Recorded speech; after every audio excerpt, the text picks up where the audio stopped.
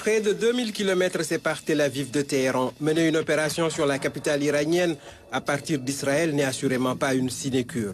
Il faut traverser tout le territoire irakien hostile en se ravitaillant en vol. Une fois dans le ciel iranien, pouvoir aveugler les systèmes de radar des mollahs et échapper à la DCA.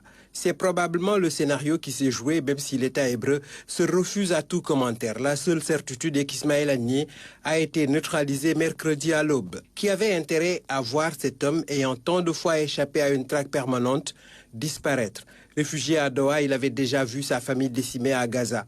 En venant à l'investiture du nouveau président iranien, il était loin de se douter que c'était ces derniers instants sur cette terre de feu, de fer fondu et de mort. Les éliminations ciblées sont une des stratégies d'Israël face à ses ennemis.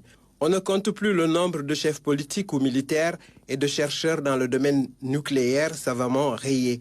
Récemment, Fouad Chokr, le leader du Hezbollah, est tombé au Liban. Pour Netanyahou, il n'existe nul endroit où des adversaires pourraient se terrer. Ni hôpital, ni école, ni camp de réfugiés. Nowhere to escape, disent leurs alliés américains. Les services secrets israéliens ont généralement une longueur d'avance en matière de renseignement, même s'ils n'ont pas vu venir le 7 octobre. Combien de criminels nazis le Mossad a débusqué jusqu'en Argentine. En 1960, ils ont bien cueilli Eichmann, l'homme de la solution finale, pour le juger, puis finalement le pendre. En 1976, ils ont osé l'opération Entebbe en Ouganda. Plus récemment, on leur impute la destruction du consulat iranien en Syrie. Des représailles qui en appellent d'autres et attisent un conflit loin de son épilogue sur une terre abreuvée de sang où des vies innocentes s'abrègent, presque dans l'indifférence.